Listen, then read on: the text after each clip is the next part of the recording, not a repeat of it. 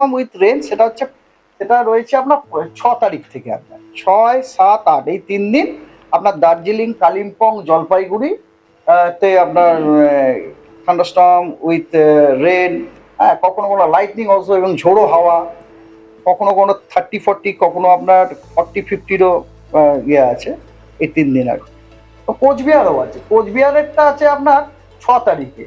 আর দার্জিলিং, জলপাইগুড়ি, কালিম্পংটা 5 তারিখ থেকেই, 5, 6, 7 3 দিনই আপনার সতর্কবার্তা আছে।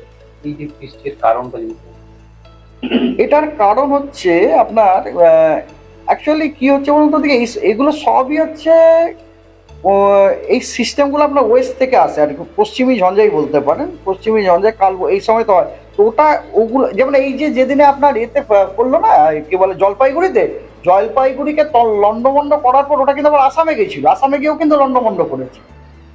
খুব ফাস্ট মুভিং সিস্টেম, মানে এগুলো সব ওয়েস্ট থেকে আসে।